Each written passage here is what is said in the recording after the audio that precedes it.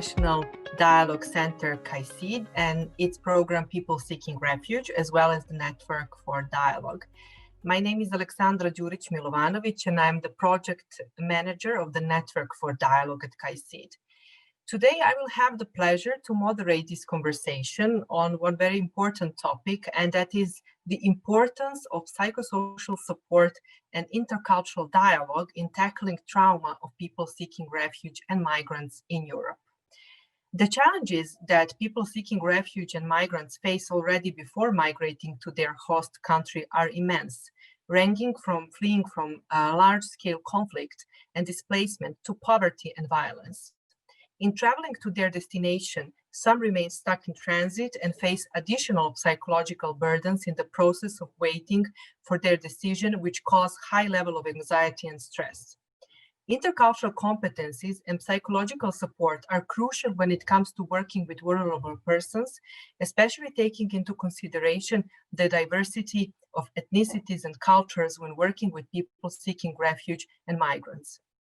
In this webinar, we aim to address the current work in the field of psychosocial support and intercultural dialogue that supports the integration of people seeking refuge, as well as the best practices and potential recommendations how future work in both these fields can be more inclusive in the development of projects that foster the social cohesion of people seeking refuge and migrants.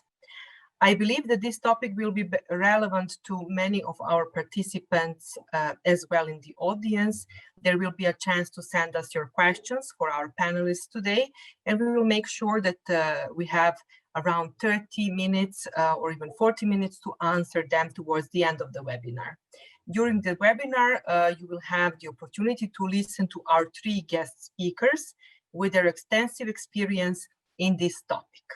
Therefore, I won't take more time from our speakers today, and I will wish to warm welcome to all of them.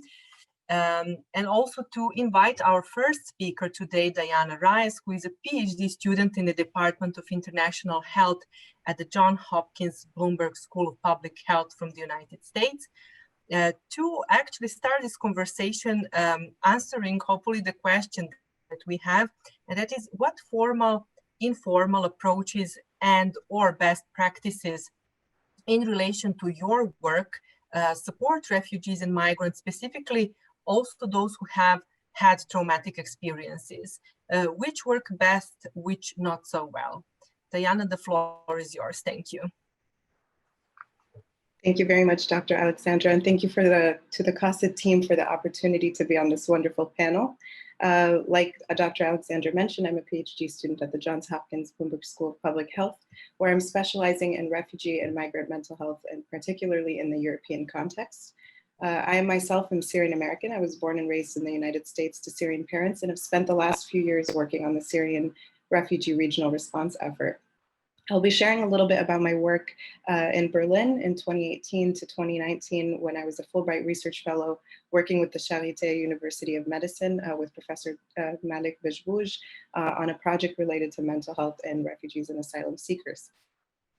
Since I'm a researcher by training, I thought I'd start us off with some key statistics and research findings that have been published, of which there are plenty in the last few years, regarding refugee and migrant mental health in the European Union, and then delve into some of the best practices I have observed in my own work.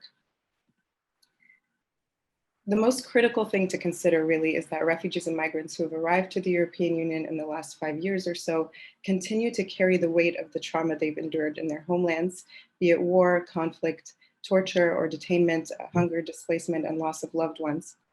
This diagram from the WHO is one of my favorites. It provides a very useful overview of the risk factors and protective factors for mental health in refugees and migrants. And I think the one that's of particular importance to those attending today is the component at the very bottom regarding integration and how organizations within the KAICIID network can support the integration and therefore the psychosocial well-being of refugees and migrants.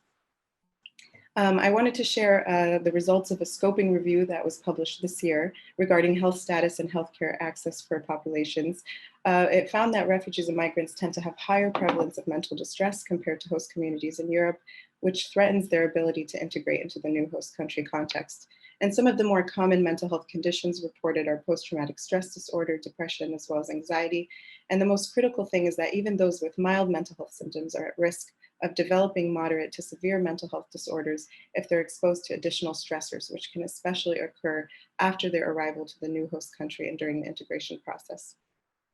When research considered when these traumatic events might have occurred over the course of the lifetime of the refugee and migrant, most of it might have occurred in their country of origin and throughout the displacement journey, but the most risk is really in their current state while they're integrating into the host country context and feeling lonely or perhaps feeling the fear of being deported or sent back.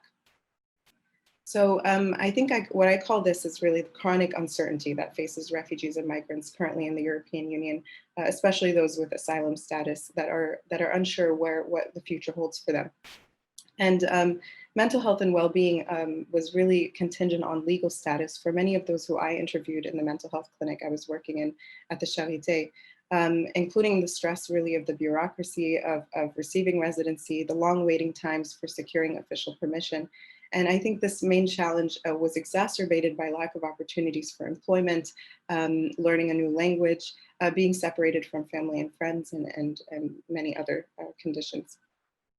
Now, the question is really how can organizations that are represented in the KAICIID network and those that are attending today integrate psychosocial support into existing and future programming for refugees and migrants? And there are a number of ways, most of which are informal forms of psychosocial support, but I'll start by sharing some of the more formal or specialized approaches. So more formal approaches are referrals to mental health care, which includes access to social services, such as the Beratung, I think it's called in German, more broadly, or to counseling and specialized psychiatric care. When I was in Berlin, I conducted research at a Ministry of Health sponsored clinic within the Charité University of Medicine, which provided free mental health services specifically for refugees and asylum seekers. And the clinic provided access to both German and Arabic speaking psychiatrists for free, as long as the asylum seeker showed their identity card. And it was really accessible for people as long as they knew where it was located and where to access. However, there was many barriers, which included the transportation to and from the clinic, and especially for females who were responsible for children and caregiving. Others had the misperception that they would be charged for services, and so they could not afford mental health care. And of course, social barriers like cultural stigma and fear of being discovered by their family and friends was another barrier to seeking or receiving mental health services. And since we were recruiting for a research study, I wanted to share some ways in which we disseminated flyers about the research. These were flyers in Arabic, which included some descriptions about mental health symptoms that individuals might be experiencing, and very overarching symptoms, so more like lack of sleep, difficulty paying attention, nothing too stigmatizing or indicative of a mental health condition. And here's my colleague and I, Dana, in the neighborhood of Neukölln in the infamous Arab Street on Sonnenallee, which outside of a shawarma shop. This allowed us to really interact with shop owners and restaurant staff about hanging the flyer and providing mental health services through the Charité. And I found that since my colleague and I were both Arabic speakers and we were talking about mental health so openly, the individuals we were speaking to were more receptive to hanging the flyers in their shops. Here's a photo of the clinic that I used to work at in the Charité. It's since been closed, unfortunately. So this is one of the few ways that refugees and asylum seekers had access to free mental health services. Within the clinic, I did want to share some of the other challenges when it comes to formal forms of psychosocial support, which is the access to psychiatrists who speak Arabic. For example, in our clinic, we only had one male professional who was an Arabic speaker. Other health providers, mostly German, did not have special training to provide care for refugee populations, and particularly those from Syria or Afghanistan. And they often used a translator or an intermediator for treatment. For one example, a female who was seeking treatment who was a little bit more conservative religiously only had the option to see a male German psychiatrist with a male Arabic translator, and therefore felt quite uncomfortable speaking very openly about her mental health symptoms. And so this was a tangible barrier for most women in the clinic. The elderly also had a difficult time seeing non-Arabic speaking professionals and much preferred our Arabic speaking psychiatrists. So in terms of a recommendation, ideally an organization would have a list of therapists that share the same language as their beneficiaries and perhaps even the same gender. or the organization can support with the beneficiary by providing a translator or interpreter who can accompany them to treatment, someone who's trusted. Now, I understand that currently it's much more difficult to access mental health treatment in person. So I did want to share an organization I've heard a lot of good things about, the International Psychosocial Organization, which is a humanitarian nonprofit organization based in Constance that provides online mental health and psychosocial support services and also promotes sociocultural dialogue for peace and cohesion. So I would definitely refer your beneficiaries to this organization. They've done a lot of great work both in Europe and in Afghanistan. I think besides referrals to mental health services, I think organizations should also keep in mind providing formal referrals to other types of healthcare, such as primary healthcare, which is where mental health symptoms and other comorbid conditions can be discovered and treated. Here are some examples of some culturally sensitive tools and instruments that can be used to assess mental health symptoms. And organizations are welcome to distribute this as a part of their intake or interviews with beneficiaries. For example, the patient health questionnaire on the left, which assesses depressive symptoms, and the refugee health screener, of which the distress thermometer on the right, I was able to find really just assesses emotional distress without providing any sort of stigma or feelings that people are being interviewed for mental health conditions. These tools can really help start the conversation, I think, between organizations and refugee and migrant beneficiaries about discovering particular symptoms and encouraging care-seeking behaviors. Now, more informal approaches to providing psychosocial support for refugees and migrants include all different parts of integration that influence and impact mental health and well-being. This includes more structural forms of integration, such as supporting refugees and migrants in accessing employment, furthering education, providing support with processing paperwork. I know for a fact with the interviews I did in Berlin that a difference between a 1-year asylum renewal and a 3-year asylum renewal made a groundbreaking difference in terms of mental health and well-being. And organizations should also provide opportunities for beneficiaries to learn and refine their language skills. Which brings me to really the more social and cultural aspects of integration, which refers to meeting and interacting with members of the host community, which can significantly play a role in improving mental health. I was pleased to see that the second European policy dialogue that was hosted by KAICIID really walked away emphasizing ways to enable interactions with refugees and local host communities in an effort to learn from each other and build trust.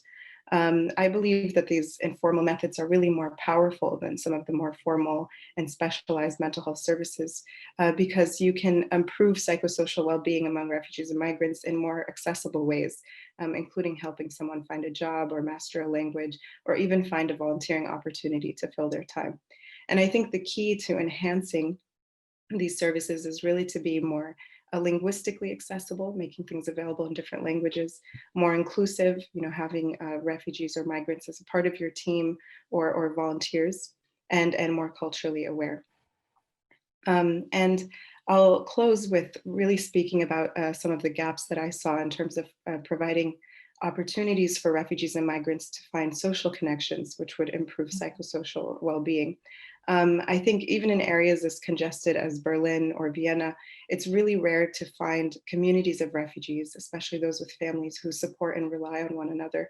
And I observe this even in my own family members who are refugees and migrants in Germany, hadn't made many connections with other refugee families since they had arrived. There are existing and long-established Turkish and, for example, majority Muslim communities across Germany, but they're very insular and it's difficult for refugees and migrants to break into these tight-knit and pre-existing networks. So organizations supporting refugees and migrants should keep this in mind and think about ways in which they can provide support across all of these levels.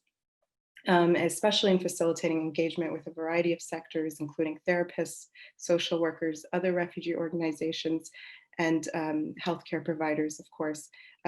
Maybe even facilitating connections to faith communities, which helps individuals feel grounded and at home. And I'm ending here with this photo that I took in Hamburg upon my arrival, where it says "Refugees Welcome" here. Thank you very much for your time.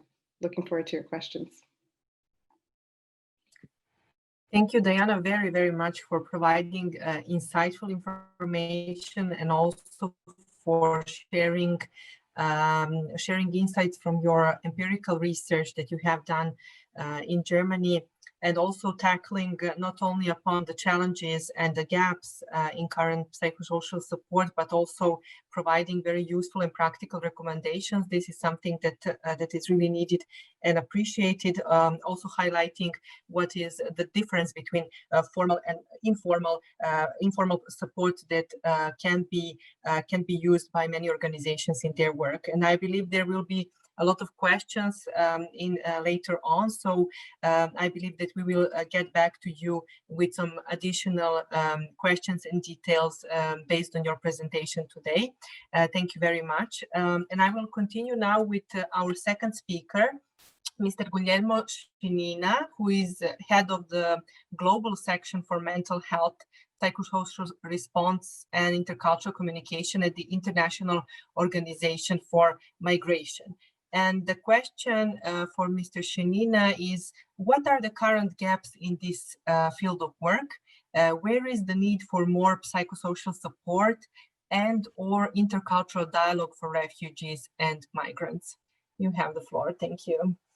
Thank you so much. So as you said, I'm Guglielmo Scinina. I'm the head of the International Organization for Migration, Mental Health, Psychosocial Response and Intercultural Communication section.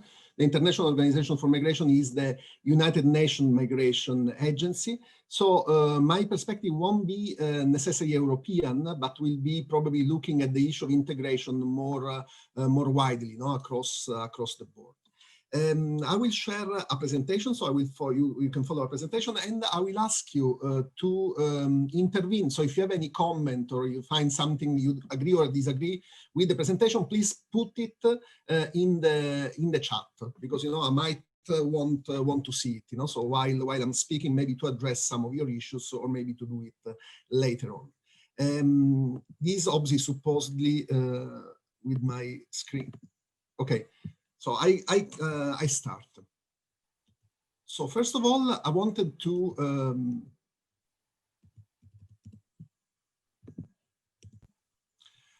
define that the migrants are not a monolith population. So when we talk about migrants, in fact, we are talking about a multitude of legal, personal, professional life paths. An exchange student is a migrant. An international civil servant like me is a migrant. Migrant workers are migrants. Academics, qualified managers and technical experts, domestic workers, transnational families, that live in between countries, mobile and traveling populations that are so common, in many countries in the world. Taking different names, seasonal workers, and then some that are more vulnerable, like victims of trafficking, unaccompanied and separated children, irregular migrants, refugees, asylum seekers, and internally displaced persons. Why I wanted to do this distinction at the very beginning? Because in fact, we tend to assume that migration and asylum are linked with psychological vulnerability. But in fact, that might be a myth. In migration, vulnerable and safe migration paths coexist, and safer migration paths are the dominant ones. Yet the discourse on migration is dominated by vulnerable migration paths. So when we talk about migrants, we usually think about someone that is in Europe, based on darker skin, but everywhere is usually of a darker skin, by someone that is poorer. We think about someone that comes from a war situation, so a very poor situation, and this is true only for some of the migrants, not the majority of them. I think it's always important to take this into consideration and keep on reminding this, because otherwise we contribute to the general discourse on vulnerability of migrants, also on the vulnerabilities that migrants can bring to our societies, which is something that then backfire on the general well-being of migrants, including their mental health. This said, are there common psychosocial needs for all migrants in all phases? Yes, there are. Migrants are usually no matter if they are academics or people coming out of an identification center in Southern Europe, they are disoriented because it's very difficult to orient yourself in a new culture. There are a lot of identity changes that have to do with the role, with the jobs, with the position in the society. It takes time and energy to adapt to a new system of social and cultural meaning. What culture, language is the most evident factor, sense of humor will be another, but also what a father means in a certain society, what being a father or a mother means in a certain society that might change completely. There is a more difficult access to services. There is a sense of loss because whenever you move, you miss what you left behind. And this is augmented in refugees that know that what they left behind is probably not there anymore as they remembered it. There are confused multiple ideas of belonging. Who am I actually? Where do I belong to? And your idea of community, which is your community, is to be redefined. All these are psychosocial needs of migrants before going into the pathological discourse. Now, the big question is, do these needs make migrants more likely to develop mental disorder? First of all, we have to say that the research involves different populations, and so comparison and generalization is usually quite impossible. And also research generally is not very technically sound in this field. However, the better studies say us that there are no major differences in countries of destination. In emergency affected population, there is a 2% increase for severe mental disorders. Refugees and victims of trafficking among the migrants are the ones more at risk, together with migrants who had an experience of detention, administrative detention because of their migration. So it's not something that happened in the past, but that happened before because of poor migration management. Post-traumatic stress disorder is never the most prevalent disorder in any population. Usually depression and anxiety are, even though all our focus is usually on PTSD. And the PTSD is usually, even in the most affected population that are refugees and victims of trafficking, less than the 10% for each of these populations. And indication of higher incidence of psychotic disorders there is in refugees and also migrants, which is usually related with social isolation. Why I'm saying all this? Because I think we should step over the discourse on mental disorder of migrants. That doesn't help migrants, doesn't help ourselves. Obviously, migrants with mental disorder will have to be referred, but that's not the point. And I think we should look more at two other constructs. One is the construct of identity. Identity is a key concept of well-being and integration of migrants. And identity is usually three-layered. Who I am to myself, my individual differences, the cultural aspects, so the interiorized societal factors that determine who I am, gender, culture, tradition, traditional roles, education, social status, and so on. And then how the others perceive me, how the world around me perceive me. That can be also self-perception. Now, it's clear how in migration, these change all of them quite drastically, especially if the migration is forced. Who you are to yourself is changing because of the decision to move, because also of experiences of violence and other things. The interiorized societal factors, what happens now? That the culture you interiorize doesn't correspond anymore with the culture around you, and how this affects your identity. And then especially how the others perceive you. You become from an active and possibly functional member of your society to something that is, in many cultures, perceived to be a problem, a burden, or maybe in the best case, a victim to be served. And here we go to the psychosocial model. So when we talk about psychosocial assistance, what we talk about? We talk about having an approach to migration that look at three interrelated aspects. The biopsychological, obviously, what is happening in your body and in your mind, which is, however, strictly interconnected with your social relational aspect, so with how you integrate and relate with others, with the socio-economic one, if you have the means to sustain your life, and then with the cultural anthropological ones. What is your culture, how it influences all these different aspects. This is valid for migrants, it's valid for everyone, also for us. Think about COVID-19 and what is happening to us and see how this relation between the biopsychological, the cultural and anthropological, and the social relational is really so strictly interrelated. So what is then a psychosocial approach? Is when we look at this interrelation in all aspects of integration of migrants. How do we do that?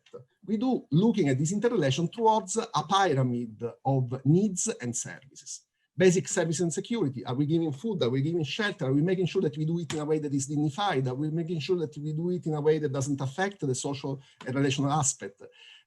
It is culturally appropriate. Specialized services, Rani, I think, already explained it very, very well. On that level, how people might feel better to work with, to talk to professionals from their own gender or from their own culture, and so on. However, now, because what we are looking really in this presentation is the link between cultural integration and MHPSS, mental health and psychosocial support, I will focus on these other two levels, the one of community and family supports and the one of focused non-specialized supports. And for doing that, I will show you a video that will somehow represent how we look at this aspect in IOM, in what we do in my organization. So allow me to do this.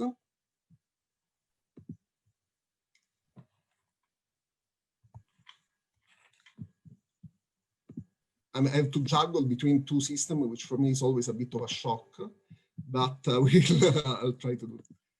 Okay, I think we are in.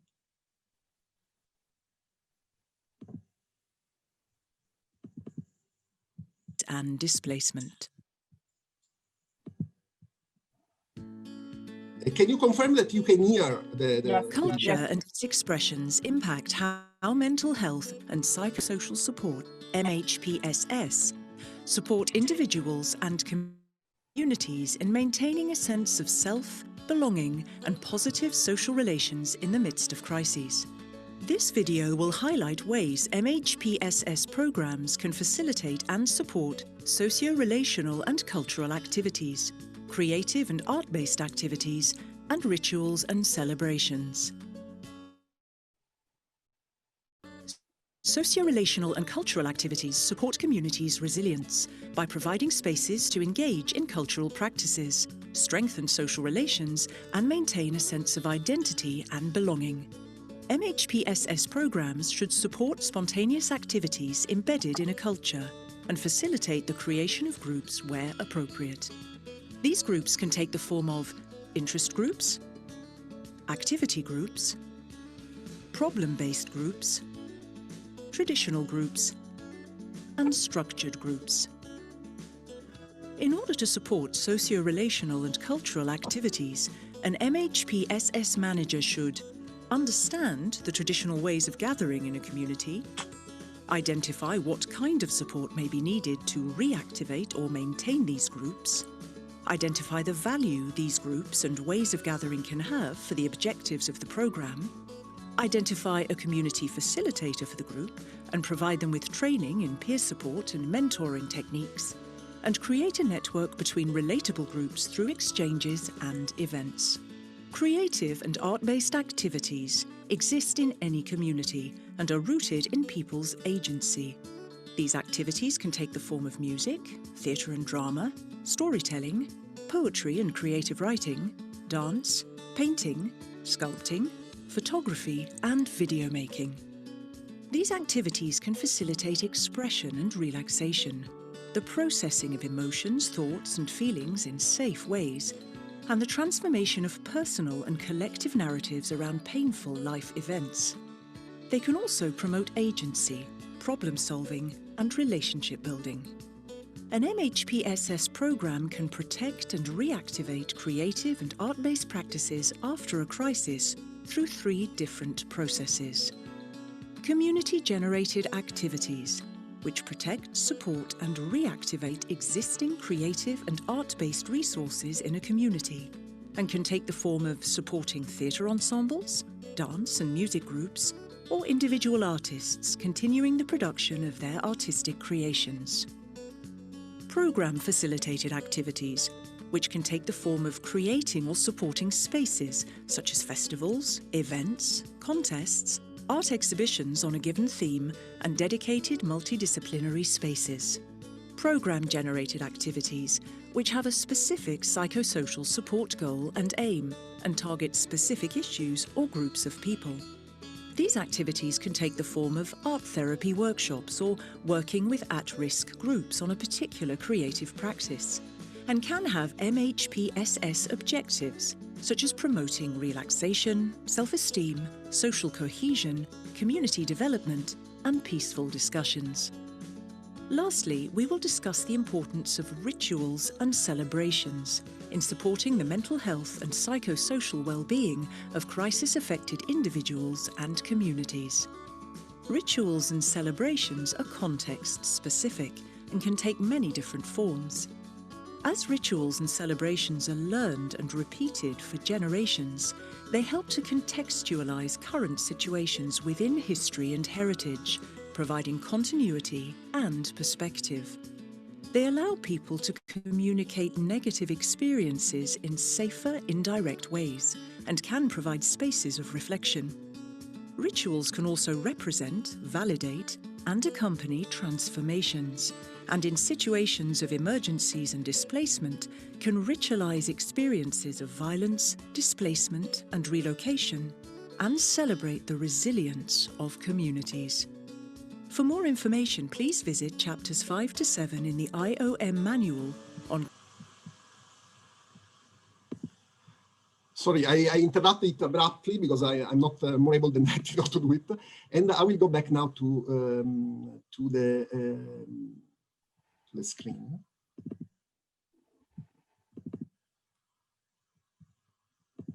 To show you that these activities we are talking about are part of this manual that you can download from the web for free.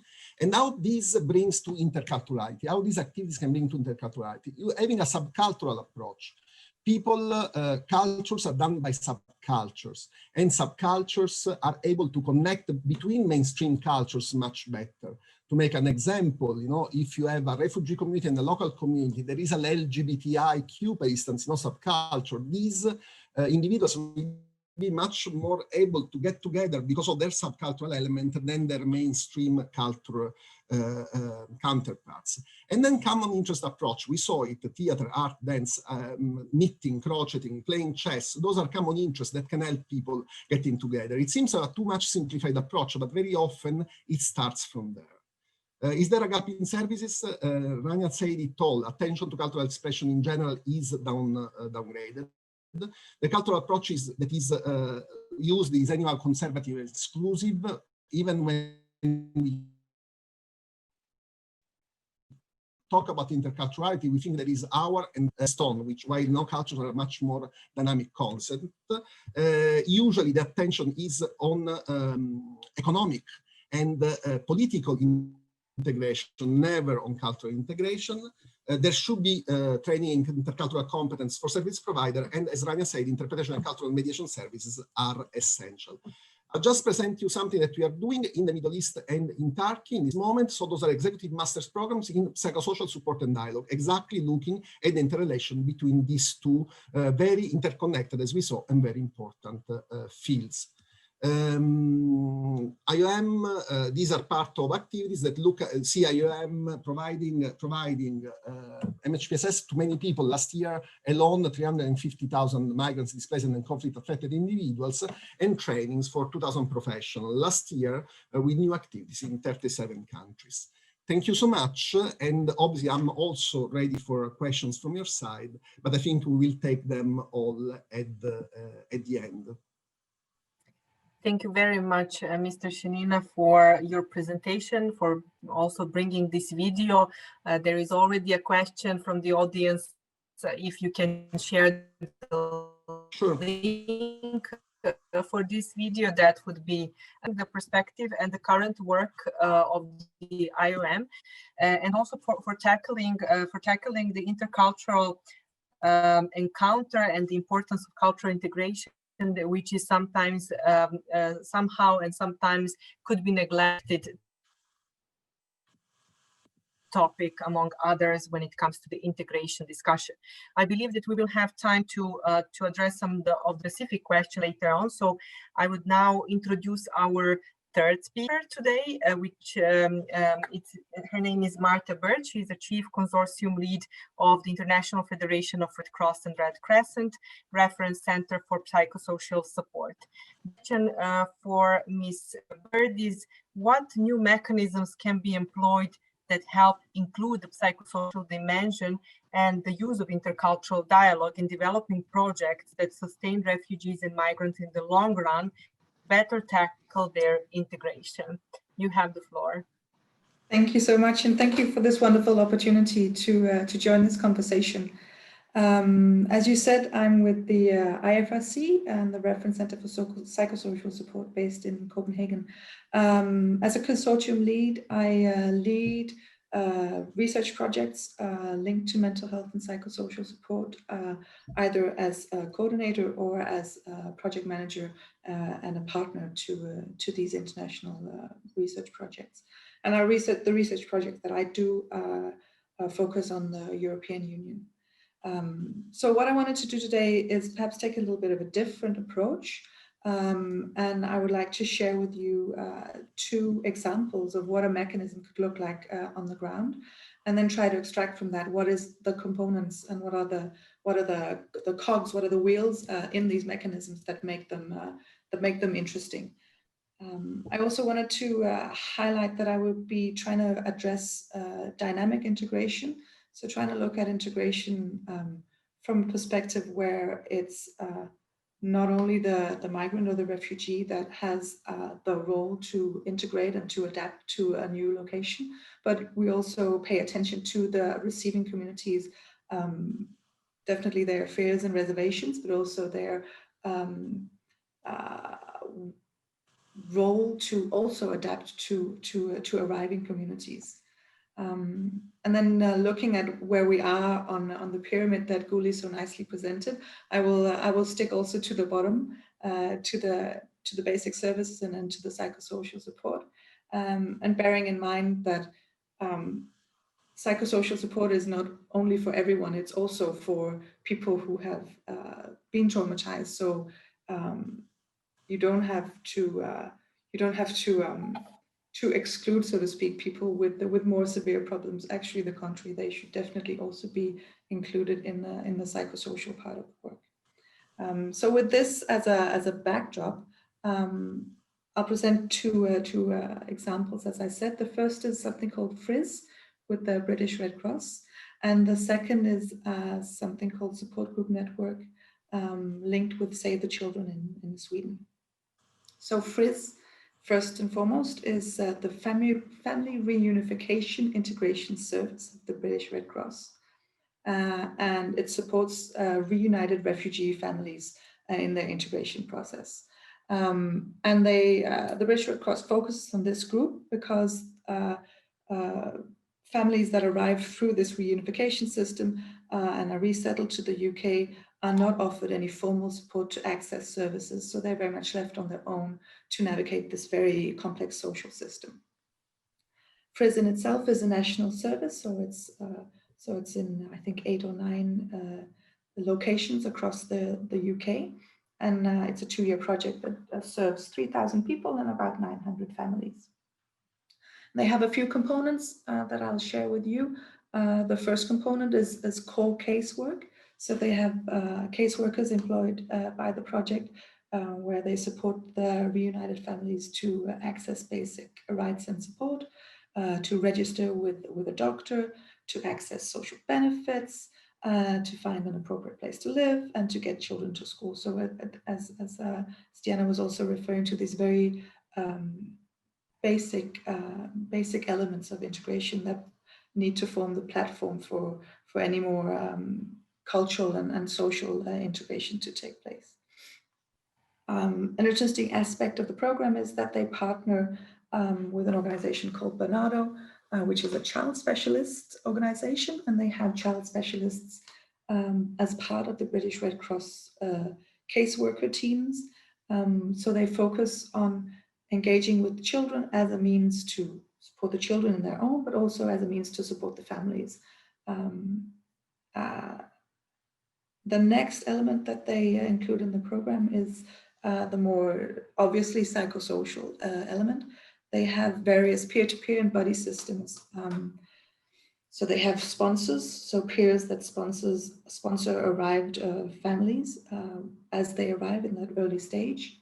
They have trained practitioners that provide psychosocial training emotional support, life skills training, and they do this in physical hubs where people also come together for other purposes.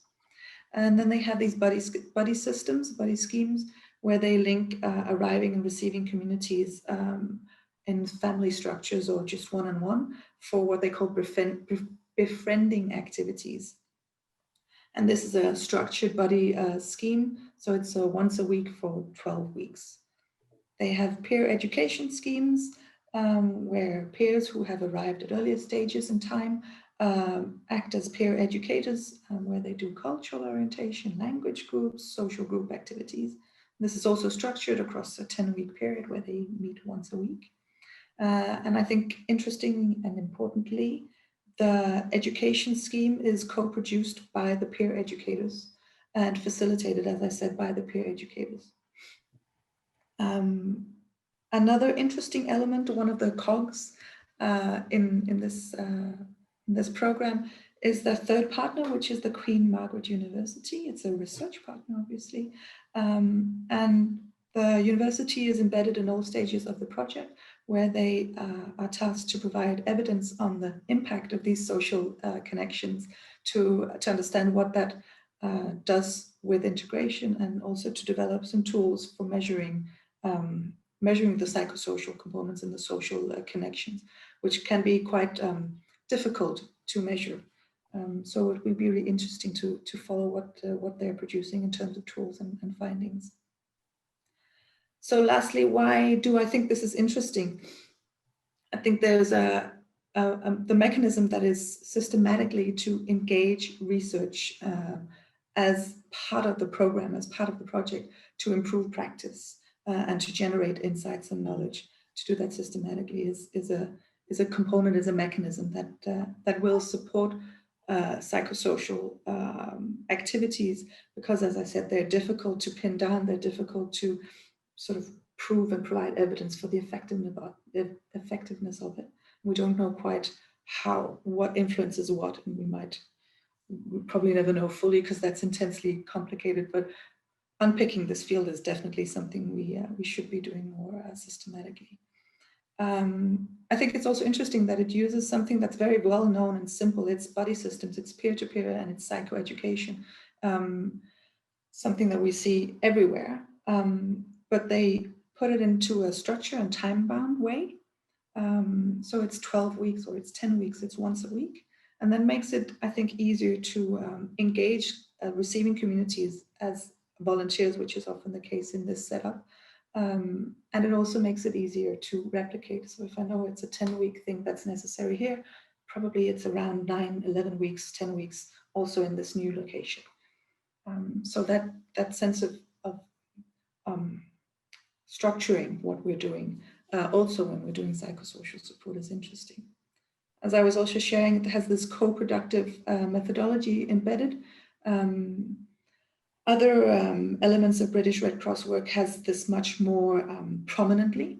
I think they're starting out here, but it's good to see that they are plugging in the co-productiveness to be less top-down. And then the last thing is this multi-partner approach. They also engage municipalities and other public entities, because psychosocial support is not something that one organization can do. So having these referral systems that we've spoken about earlier, and having the program set up from the very beginning as a multi-partner program facilitates the partners to together address the person as a whole, so to speak. Oh, this was the first one. I'll move on to the second one, the second example I wanted to share, the second mechanism, which is quite different. And it looks at dynamic integration and activating both parts of the equation, so to speak, in a more, I think, radical way. This is a support group network in Sweden. And later on, I'll talk about the Save the Children in Sweden's role in this. But first, support group network. This is originated in the Rättsstadsgård Asylum Center in Sweden a few years back now, where a large number of Syrian asylum seekers found themselves. and they were experiencing quite a poor access to medical services. So the general practitioner that they had access to for all their mental or their health needs for further referral, but something that's just basic GP services is placed outside the asylum center. So they would have to get into contact, which was a tedious process, and then also actually travel physically quite some kilometers to have an appointment. So they asked themselves, how many of us are doctors? And they counted quite a few doctors amongst themselves. They then got in touch with the Swedish Red Cross, and they were certified as paramedics, these highly trained doctors certified as basic paramedics. And that allowed them to be part of the asylum structure. So they could sort of perform a type of triage even, where their co-asylum seekers could come to them and explain their issues, and have a doctor who understood them and who could speak to them in their own language and help them navigate this quite elaborate social and healthcare system that Sweden is also.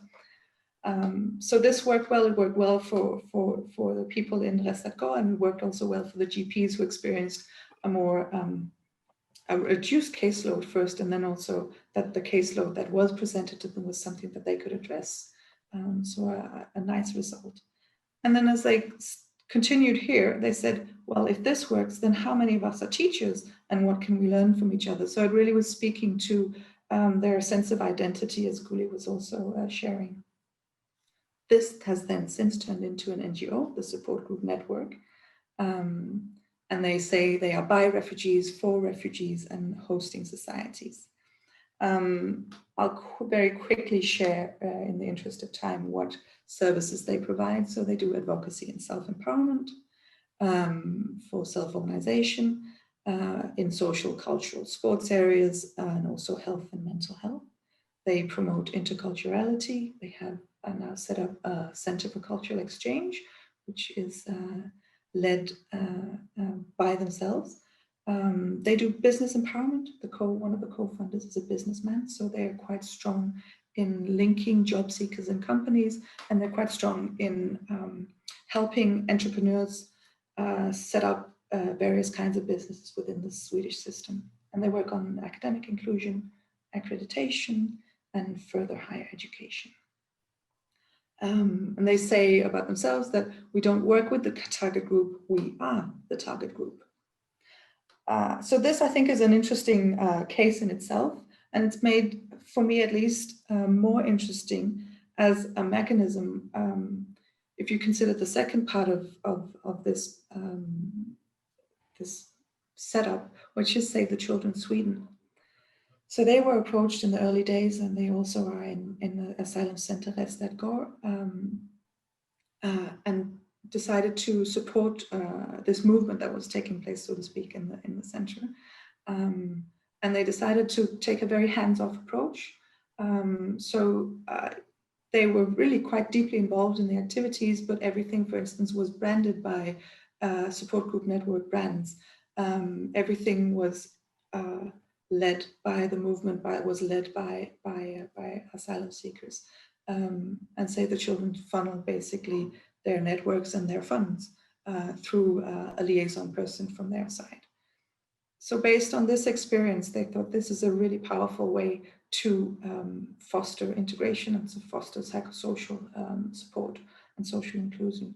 So they've since built on these experiences and built them into a methodology that they're calling REACT, which has 2 or 3 elements, you can say. First and foremost, they've tried to systematize the empowerment and mobilization, self-organization of asylum seekers in centers, so that it's initiated, implemented, and coordinated the activities that asylum seekers do by their needs, by themselves. And then at a parallel level, Save the Children brings about 2 platforms, one at a strategic level and one at an operational level, where they bring together key actors for integration.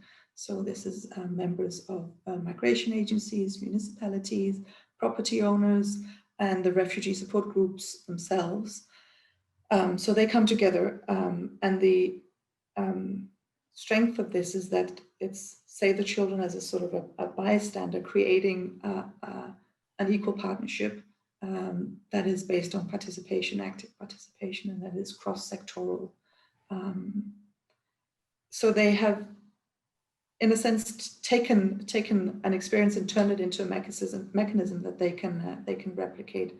And on top of the partnership and the participation and the cross-sectoral cooperation that I've mentioned already, they continue to minimize or downplay their own role.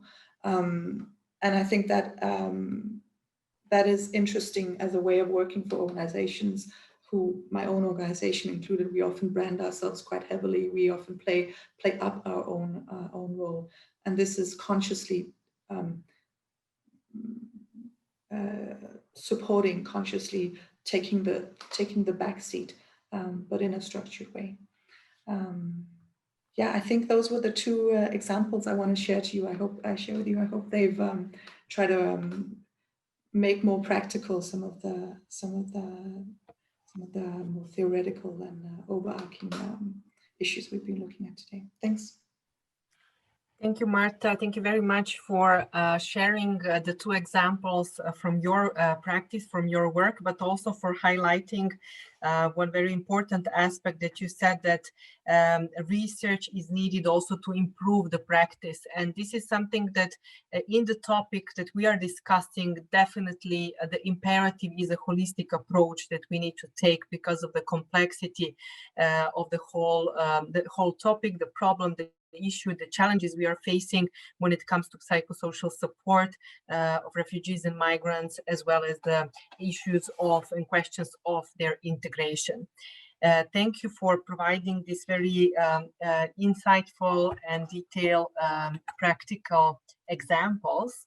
And I would like now to open the floor really to our participants, to our audience, to pose questions, to ask and address questions to our panelists today. And I would like already to start with some of the questions that we have also received here in chat. You can use the Q&A button, but also if you wrote some questions in chat, that will be also addressed. There was a question that was addressed from one of the participants to all the panelists. I'm clinical psychologist and provide free MHPSS service to refugees, migrants, and asylum seekers. However, I don't have a specialized training with this population. What courses, units, or similar would you suggest to get this type of training? Thank you. If you, I saw that Diana already provided some links. Maybe you wish to address this question for the beginning. Absolutely, and thank you for your question, Mel. I provided some suggestions, including the Harvard program in refugee trauma, which is excellent. It is expensive though, so I didn't want to provide that link for information, but understanding that some of these training programs are inaccessible. There's some free services provided on Refugee Health Technical Assistance Center. I think this is a US-based organization, but also provides practices that I think can be adapted to the European context. I wanted to share the strengths training that's promoted by UNHCR, clarifying that this is for Syrian refugees who are hoping to seek training in psychosocial support and become mental health professionals themselves. But I think it offers a lot of lessons learned, and they're also conducting research on expanding culturally sensitive mental health care. And then, of course, there's a number of resources for reading. So if not training modules, there's plenty of research that's been published on how to provide culturally sensitive mental health care for survivors of displacement and torture and conflict as well, so broader than just refugee and migrant populations. I wish I had even more resources to share with you. I'll keep an eye out and definitely think that this is an area that people and organizations should continue to invest in. Thank you very much, Diana. Maybe I can add? Yes, please, looking from maybe a different perspective. So instead of being the person who provides the support directly on your own, looking into the WHO scalable interventions and becoming either first taking the trainings that I think will start coming out quite soon as the evidence for the interventions becomes more strong. But then also considering to be the link between the European system and school in the European system, and doing that by becoming a supervisor to the helpers that can provide these interventions. So thinking about your role as, because the task shifting that can help us alleviate this big burden that we think is out there has to be mediated by somebody who sort of sits in between. And that could be exactly these very specialized people as yourselves. So maybe also an idea to think about, where do I place myself in the system? Can I add something, Alexandra? Yes, of course, Guillermo. Please. Thank you so much. So for me, the issue is, if you are already a clinical psychologist or a therapist, refugees are like any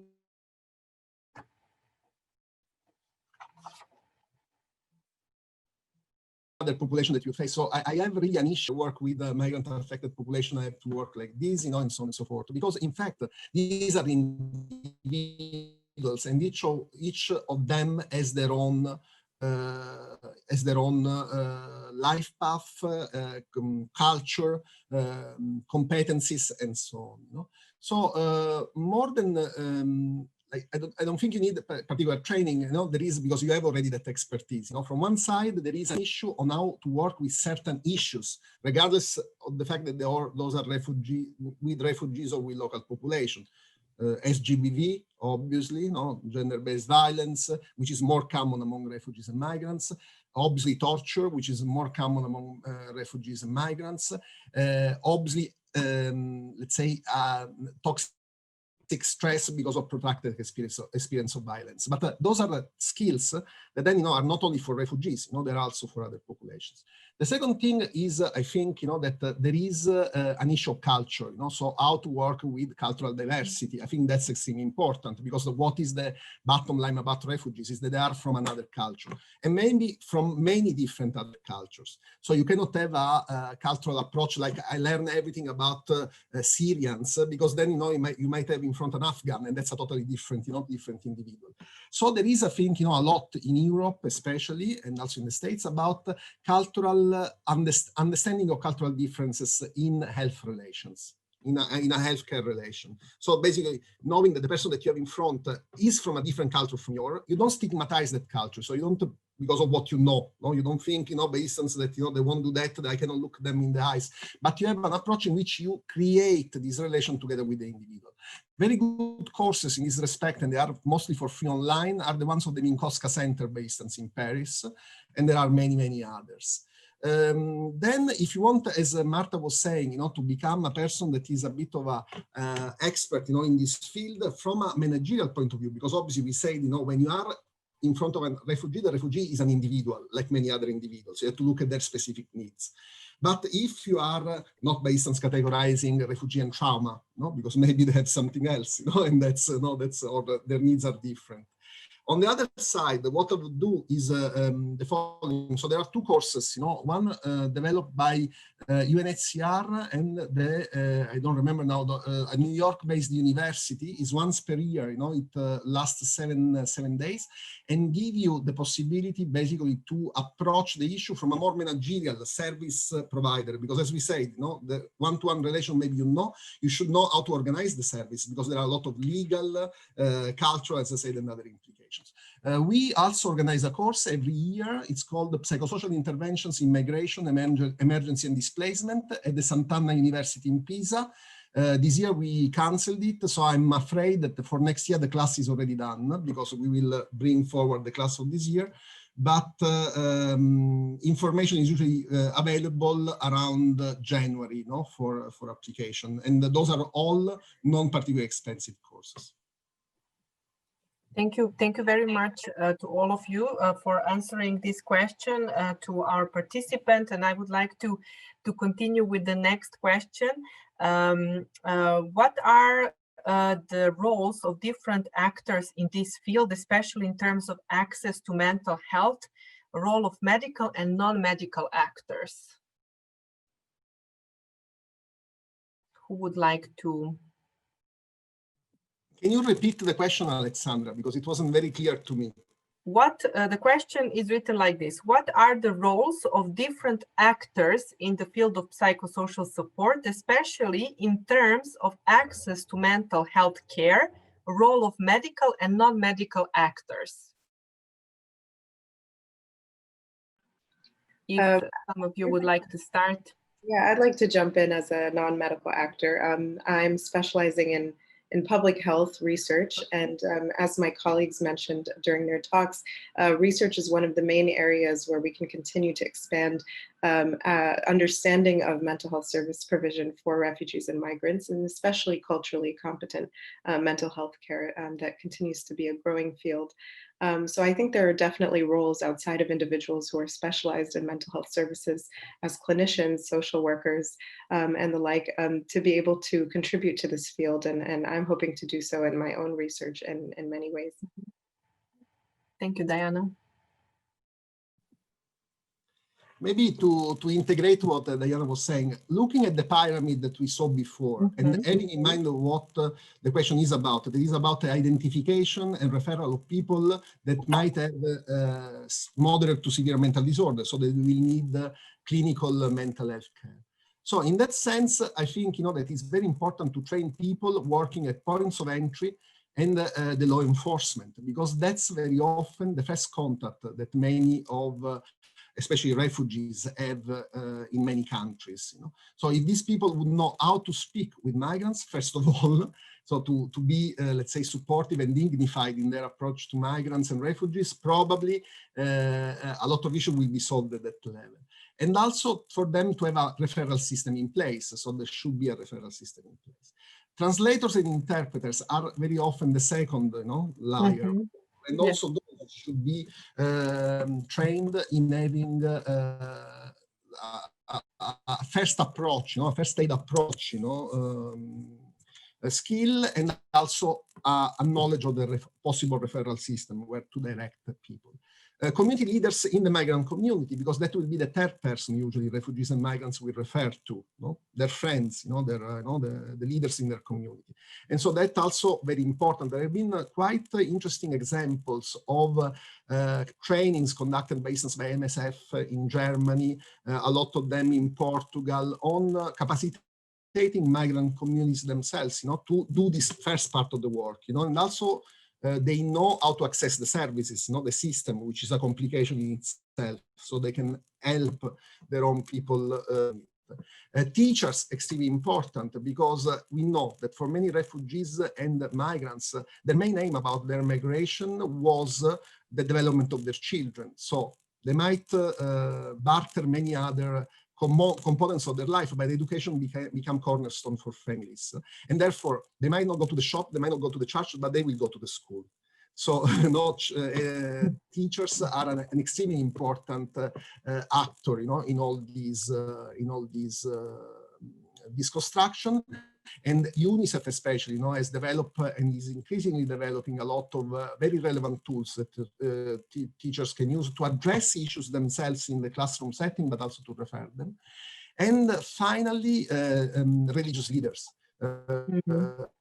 There are communities, my experience, for instance, I've been working in many countries, but based on my experience with the Filipino community, which is a community of migrants, all over the world, is that they gather around churches, and therefore, if you are able to reach, the churches where they are going, then you will be able to serve this population as well. So these are for me the main points, the main non-medical stuff that should promote that. And then medical officials. So in the healthcare system, people, as we were saying, are not really able to contextualize the suffering of many migrants. Based on very often, people are diagnosed with mental disorder while they're having normal consequences, to their situation. Or there has been, in certain parts in Europe, an overdiagnosis because of cultural issues. mental health in many cultures is an issue of possession, not really biopsychological methods. And therefore, people will use all these strange methods that might seem in certain cultures to be delusions, and therefore not to help themselves. And therefore, there is a overdiagnosis. So I think also this is important. So primary health care, so not only specialized mental health care, but primary health care are available to include attention to mental health and cultural diversity. Thank you. Marta, would you like maybe to maybe just shortly to add that, yeah, I think this was a very nice, thank you for that overview, Kuli, and to say that organizations who are outside the health sector can definitely do these. You don't need, they're often not even formulated as psychosocial activities, they're social inclusion activities, but they have the same function. So the skills, as Kuli has been saying and Diana has been saying, they're very transversal. So starting up those basic activities, those social activities, but then also making yourself available as something you can be referred to. You don't always have to refer up the pyramid to more specialized services. You can also refer sideways or downways, and that sometimes thinking about that, you have you go and you have specialized mental health care for a short amount of time during the week, and then the rest of the time you're on your own. You could engage in a social activity that really would support your mental health, and organizations should definitely engage with the specialized services to be that referral point. Thank you, Marta. And the question of the role of faith communities and religious leaders was mentioned a couple of times. So I would like to ask this question that we have received also from the audience. What is the role of faith communities in mental health counseling for migrants and refugees? Maybe Marta, you could start first, and then we go next. Yeah, I think it can be really big. So first, the community that is around the faith-based organizations is a strong social psychosocial support. So supporting organizations to thrive in a way that is comparable with the surrounding society is super interesting and super relevant. And then the religious leaders in themselves have this, the Danish term is sjælesorger, so keeper of souls. So that role, in a sense, is a very psychosocial role. And I think the elements that a priest in Denmark is able to offer in terms of psychosocial support is not very different from what a well-educated volunteer with the Red Cross would be able to do, but it's about offering different avenues and different areas where you feel safe and comfortable. I'm thinking of an experience that a mayor of a medium-sized Belgium town shared with me, that he had supported different faith-based organizations to really flourish. And then at one point he experienced that they were siloing. So they were very much, communities became very closed around themselves. So they were not very open to new members or members crossing over from different organizations. So I thought that is an interesting problem. And what he did was simply just address the leaders and say, look, we need to be open. This was the point of starting for you, was to create somewhere where others and yourselves would feel welcome. Now let's go back to that and just rethink, what is it to be welcome, and make sure that you have the safety and comfort of your close group, but also look outwards and engage with others, and do continue that dialogue. So for me, I think that's an interesting area, and I think it's an area that organizations like my own, we need to start that conversation with faith-based organizations in a deeper way to figure out how can we work together. Very important. Thank you, Marta. Thank you very much for your insights on this question. Who would like to answer next to the role of faith communities? Maybe I can try. Yes. So for me, what is important is, first of all, religious leaders, and faith communities. First, as we, I don't know if you saw in the cartoon, but there was a part that was about rituals and celebration and faith. And that's as a restorative function, a continuity function, and a company change. These are three elements that are fundamentally integration. So the first tip that we give to faith community is keep on doing what you are doing and making sure that refugees and migrants can access what you are doing. So that will be it, because very often there is this idea that migrants and refugees will come if they want, but very often they don't want or they cannot, so the outreach, I don't know, I mean, outreach is a strange word in this sense, but making sure that those rituals, those celebrations keep on being conducted and that communities can really, migrant communities, the newcomers can be really integrated into it, so that's quite important. So not much more than what you are doing, but just keep on doing it with a new attention that is the one of access. The second one for me is the role of pastoral counseling. But I mean, pastoral counseling is in certain communities, but you know that there are many different ways to call the same thing. Many more churches have now included psychosocial training, basically, what we can call psychosocial training that is scriptures related, but still is psychosocial training in their core training. I mean, training probably is not the right word, but in their formation, for priests and religious people. And I think that's a venue to really look into, so more and more, because that's an essential. Religious leader can also provide informations about service provision and about referral systems. This is an experience I had for myself in South Sudan soon after the war, with all the big displacement that was going on. The only place people were still, it wasn't a place anymore, but let's say the only venue in which people were gathering and were risking their life to gather was the church. So there was at the end of the, of the service, a moment in which the priest was telling them, if you have this problem, you can go there. If you have this problem, refer to these people. So basically an information session. And this can be done in many different ways, in communities, depending on their development.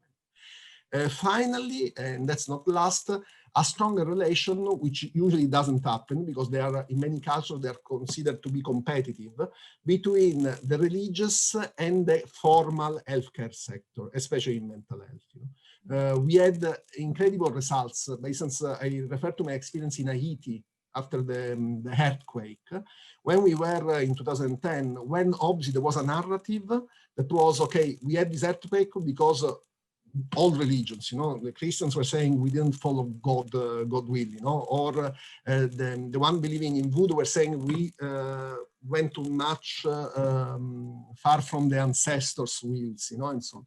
So basically making sure that, you gather this community together to go to provide positive reassuring messages, and not messages that blame the population for their own circumstances.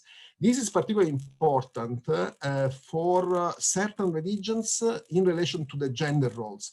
Gender roles change drastically when people move from one community to another, because the perception of gender, but also the role that different genders should have in the society change completely.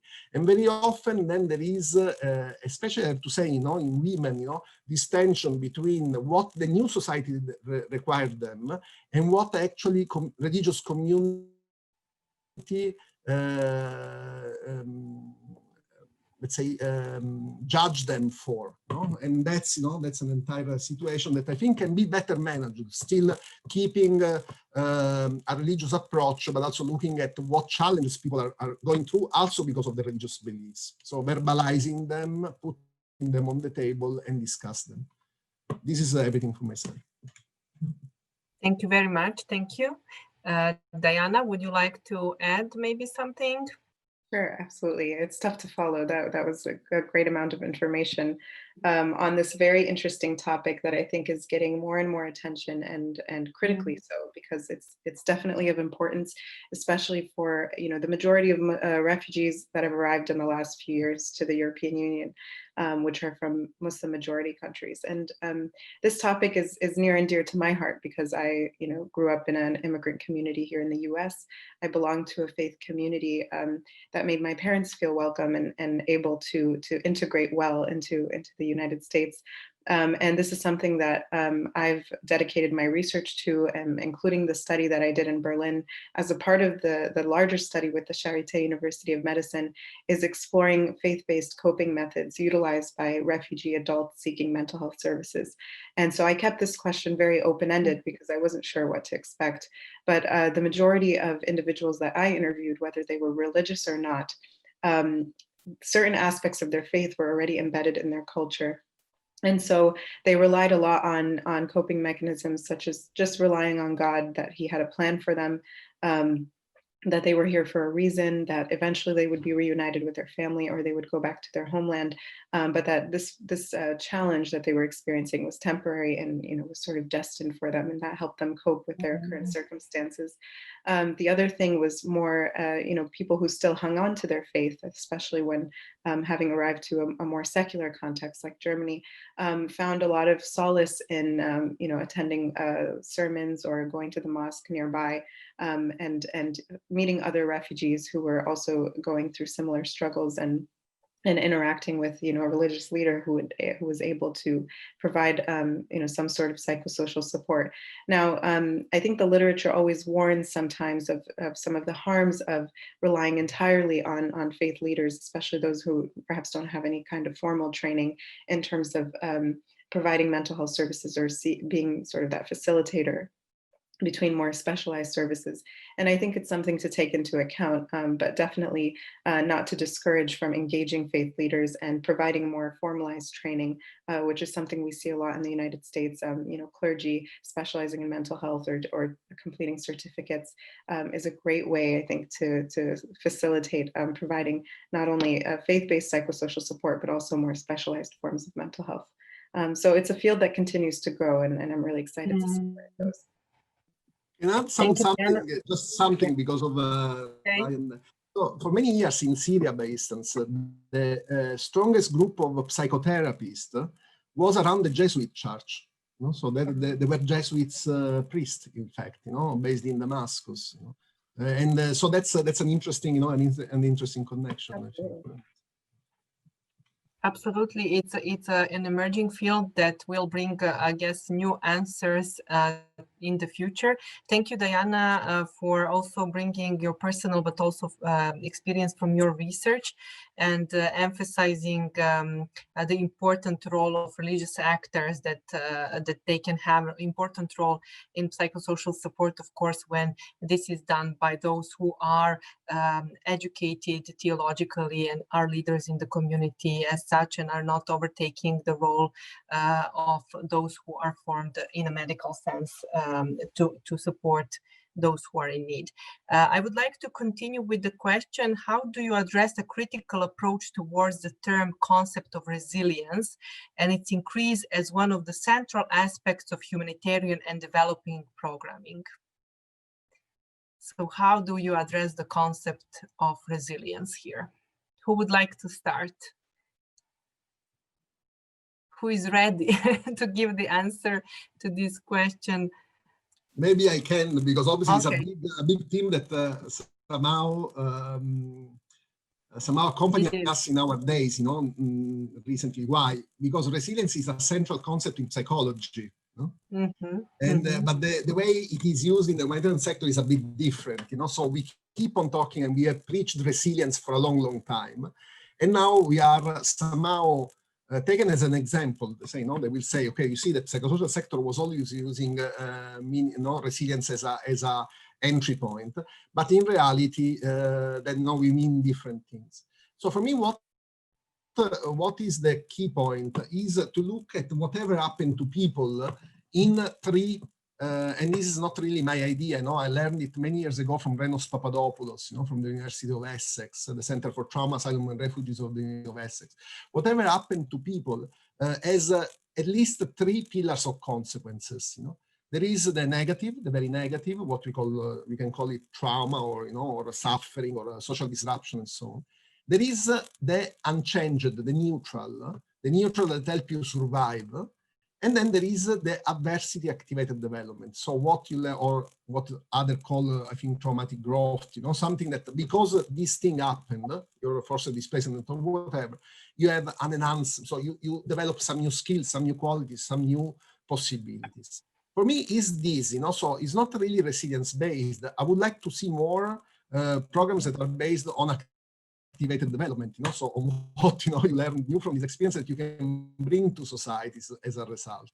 On the other side, the emphasis on resilience is calling somehow for the status quo. So basically, let's see if you can take it, which become politically extremely challenging in a situation like, let's take Europe, when we know that a lot of the issues, social and psychological, that people are facing don't really come from the past, but come from the migration management, detention, criminalization, undignified, housing conditions, very long periods, for status determination. The new European policy actually has a focus again on return, immediate return, from identification, return to their country. So when you have a situation of the sort, you cannot talk about resilience, because being resilient to what? So coping with what, and what is the value of resistance? This is based on something that already a few years ago, Palestinian practitioners, brought on the table. So they say, okay, you keep on talking about resilience, also psychological, we find resistance to be much more helpful, for our mental health. And probably in their specific, no one could criticize, the standpoint. So to summarize all this, that probably was a bit scattered. Psychology, resilience is fundamental in psychology, but we have to be careful on how it can be used in the wider humanitarian domain. Resilience is better if we call resilience, instead of calling it resilience, we call it the neutral element, that make you survive. So that's so we don't give it a positive sense. It's something that you were doing before, you keep on doing, and somehow it's part of who you are. And the third, but as opposed to activated development, which is what we really want to look. And then the complex relation between resilience and resistance in mental health when you have to face an unjust situation. Thank you, Guillermo, very much. If Marta or Diana would like to answer before we go to the last question. I think for me, if you think of psychosocial activities and think of working to scale up the capacity of people providing psychosocial support, or the skills of people doing other work, and as we've been talking about before, then as part of their work as front desk staff have a skill set that is psychosocial, then I at least find at training at that level, then resilience is really a complicated message to get across. Guli has given an overview, but to try to give that in maybe a one-day training or a half-day training is difficult, because it has so many complexities.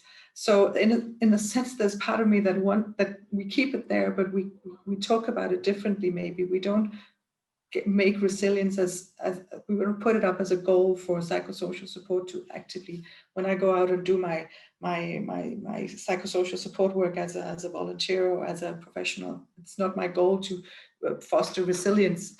It's my goal to be in the situation right now and create a link to a referrals site, or it is to be calm and focused and pay empathetic attention to the person in this situation. And I'm not sure you always need that big construct to impart that knowledge and impart that skill. So there's a part of me that at that very lower level of training wants somehow to leave it aside. I don't know if that makes sense for the rest of the panel, but it's at least my reflections on it. It's really hard to impart in a meaningful and constructive way. I have to agree completely with my colleagues. I find that in a field that's already so complex and faces a lot of barriers in terms of stigma and just misunderstanding, I think the last thing to do is really push forward a convoluted construct, which I think can be useful. I mean, something to strive towards promoting resilience. But I think in communicating that to your beneficiary or your patient, I'm trying to help you become more resilient. What does that really actually mean? And I just, very quickly translated it to Arabic to double check. And I think resilience in the Arabic language really translates to ability. So it's a much more, I think, broader concept, ability to what? To find employment, to learn a language, to integrate. And I really prefer using more concrete terms like, promoting psychosocial well-being in order to integrate rather than to promote resilience, something that is a little bit more digestible, but not much else to add to the points my colleagues made. That's interesting, Diana, because I was also translating to Scandinavian languages. And the one that comes up is Motstandskraft, which is resistance, power to resist, which is not always what you want. You don't always want to be strong. Right. You want to be resilient. Sometimes that is acknowledging that you're going through a difficult time. That's, on the face of it, that's the exact opposite of showing power to resist, in a sense. Absolutely. Yeah, that's fascinating. The Arabic wording is much nicer than the Danish, I'd add. Much more simple. Yeah. Thank you very much. We almost came to the end of this webinar. I would have one last question, if you can briefly answer it before we conclude and end this topic today and this conversation. And this is, how do we include psychosocial dimension into programs that foster social cohesion of refugees and migrants in Europe? Maybe a brief recommendation for the end from your side. Maybe Diana, you can start because I see you on my screen. Yeah, and then we continue. I'll be short. Okay. I think really the gap that I observed myself, and I mentioned this during my talk, is the lack of, I think, cohesion between refugee communities themselves and migrant communities.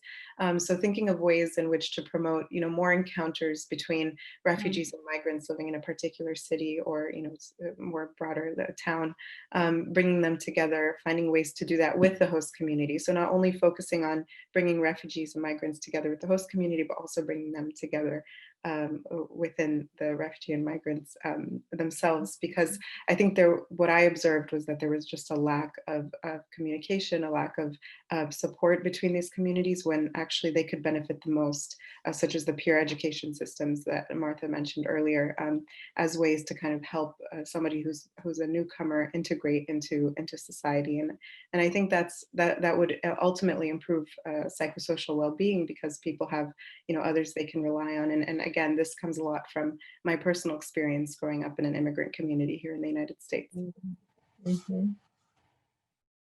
Thank you. Thank you, Diana. Maybe Martha can continue. I would add, I think any organization can benefit from the basic skill set that empathy and humanity is for nearly everybody. There are exceptions, but most people in the world, it's something that is it's in you. It's a skill that you have, but it's also a skill set that can be trained and you can build knowledge on it. So just providing basic training on psychoeducation, on basic skill sets, on how to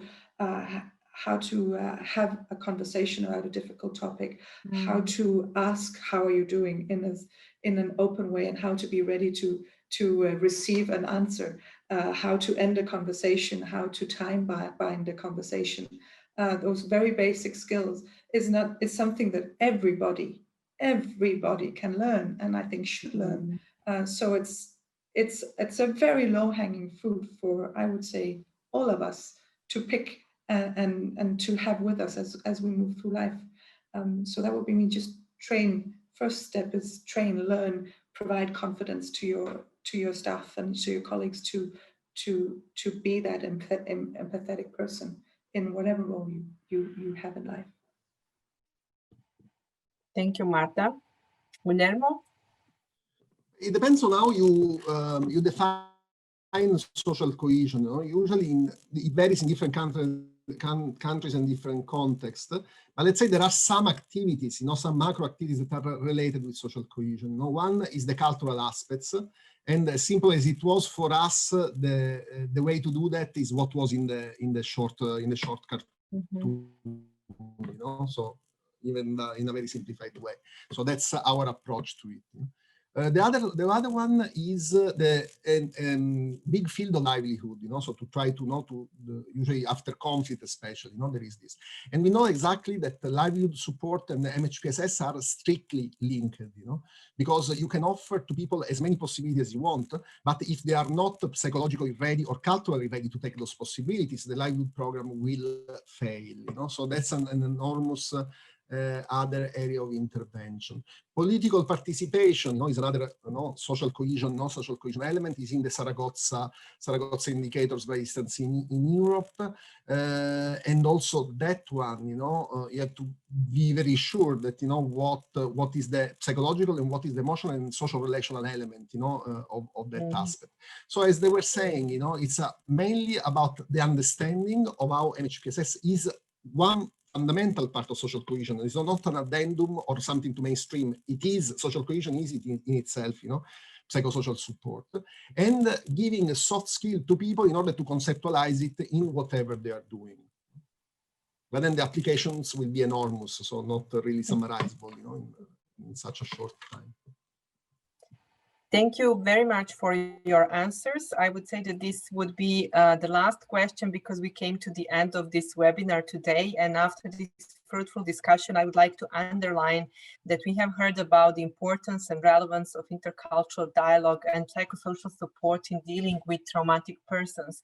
Our speakers today have shared their experience and their knowledge and best practices from the field, which may be better accustomed to current gaps in the field of work for individuals and organizations working with people seeking refuge and migrants.